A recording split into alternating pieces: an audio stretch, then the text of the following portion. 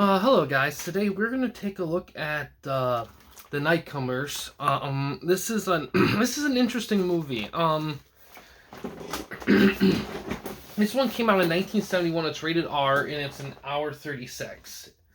It has 5.8 out of 10 on IMDb without 2,700-ish user votes. It doesn't have a Metacritic thing. It's directed by Michael Winner, who who was who directed the original Death Wish movie, and it stars Marlon Brando, who's in the Godfather movies, and also Stephanie Beacham,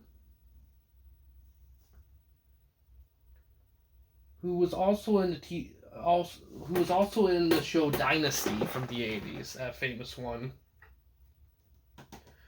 On Rotten Tomatoes, the movie has 57% by critics, with 7 critics, not a lot, and 41% by audiences, about 200-ish audience people. There's not a critics consensus either, or an audience thing as well, so not a lot of people. The movie is available to stream on Canopy and Plex. It's available to rent and buy on Vudu. It's available to rent only on Apple TV, Amazon, Google Play, and YouTube, and available to buy only on Kino. And the movie was released on DVD, I believe, around 2007-ish. Alright, so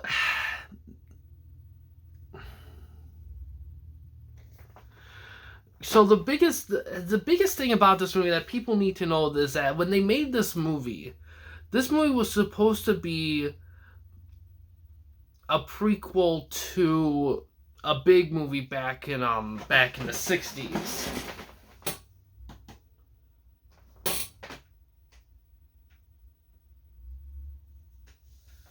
And even the synopsis of this says that it's a prequel to Henry James' The Tale of the Turn of Screw, which was a book based. Let me look at this. Oh, by the way, this film does have a lot of graphic scenes in it.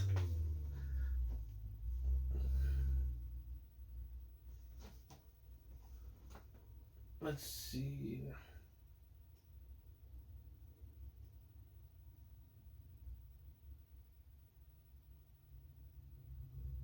Trying to look through the.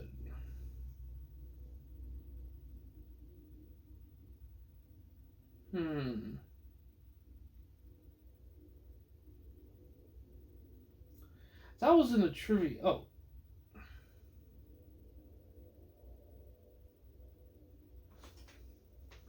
Nah, nothing. It's weird. So. Hold on. This is.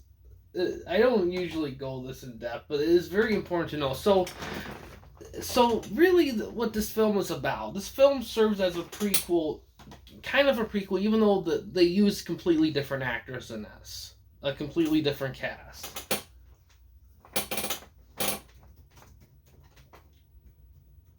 I'm going a little extra mile with this just because the Innocents. So this was meant to a prequel of the Turn of the Screw novel. And the Turn of the Screw novel was already adapted to the 1961 film The Innocents. I haven't seen that film myself, but it did really, really well when I looked it up. So this is kind of a weird kind of take. This isn't something that was very common back then. So the biggest issue with the film that a lot of people have was because the Innocence film was rated like PG, like it was a horror film, but it was kind of they kind of tried, but they had to play with the content limitations, so they had to get clever with it. But this one, they don't even bother with that. And the prequel kind of serves as the origin of the characters that would eventually evolve into the Innocents. Now, I haven't watched the film myself, and some of you guys may not have seen it, so you may want to. So I'm going to try to stray away from certain aspects of this film that could be spoilers. But basically, what this film is about.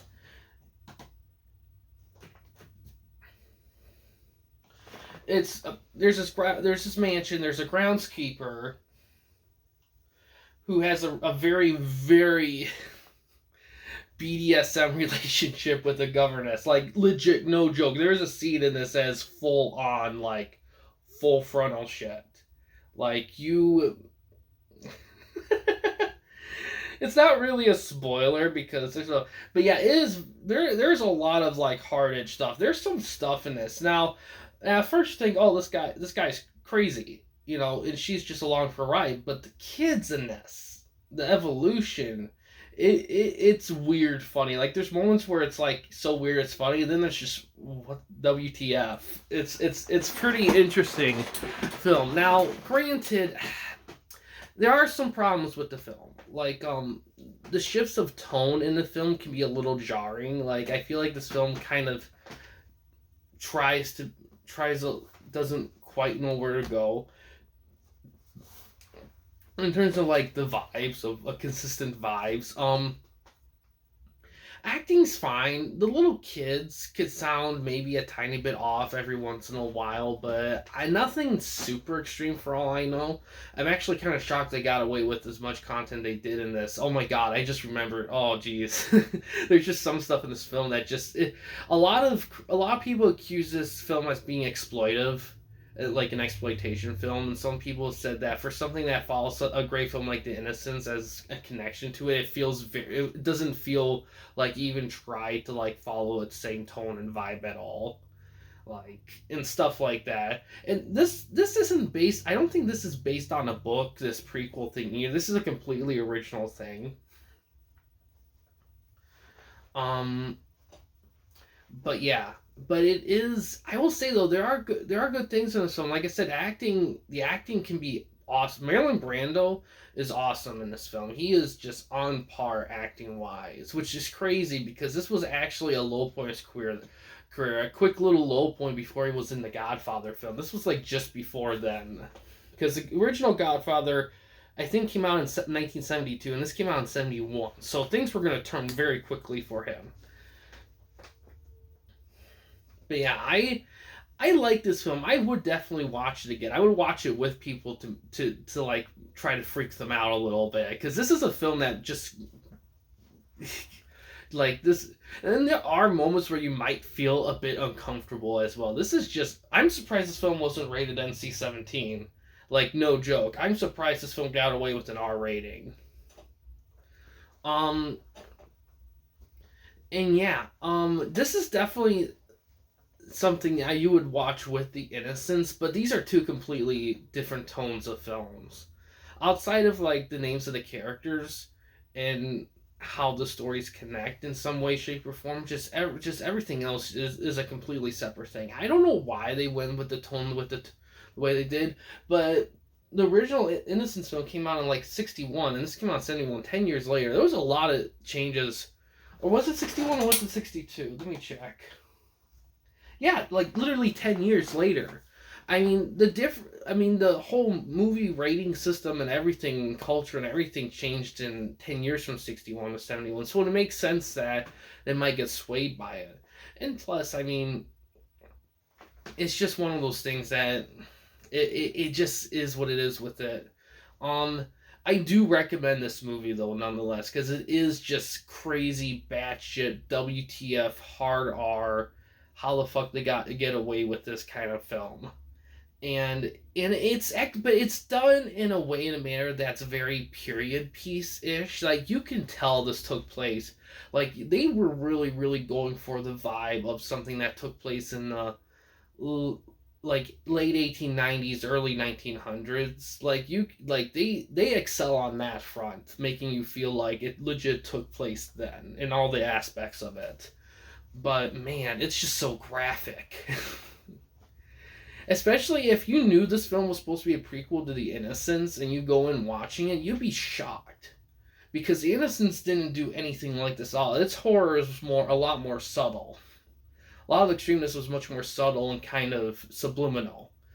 This doesn't even bother with that. It throws you. I remember watching. I'm like, man, this is just. They're just going for the gold here. I mean, but they do it because you see, I need to watch The Innocents because I feel like once you watch The Innocents, what happens in that film, I feel like makes stuff that happens in this film make feel like a little bit more sense. But even then, good lord, it was just crazy. But yeah, I liked it. I thought it was a good film. Not perfect. Definitely had some kind of technical issues. Maybe it could have maybe used a rewrite. Maybe a little bit more effort on trying to keep the tone from the first film to try to maintain some sort of consistency. But it was a decent film. I mean, just keep in mind that be prepared to see some weird shit if you're gonna watch this. Just be prepared. But yeah, overall, a decent. In terms of availability, I got the Blu-ray copy here. Where did I put it? Blu-ray copy here. So it's not like, it is buyable, but you just gotta keep in mind that, it's not like a super, super common film. I mean, there's only been 7 people around Tomatoes that bothered to review the film. So it's not exactly clamoring for people, but in all honesty, I kind of enjoyed it a little bit. It was definitely a ride for sure.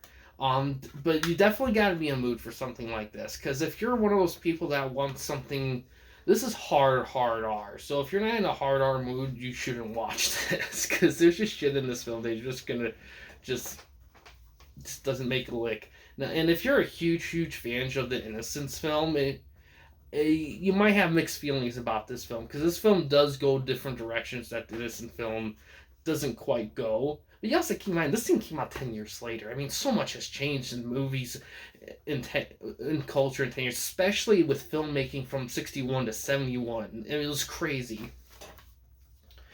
But yeah, solid film. I do recommend checking it out. And yeah, guys, thanks for watching. In case you want to chat with anyone at the Campy Company, you don't want to use YouTube comment section, we do have a couple options. First one is we have a Discord channel. You can find a link down in the about page / about section of our channel. We also have a community tab in our channel as well. You can access that anywhere at any time.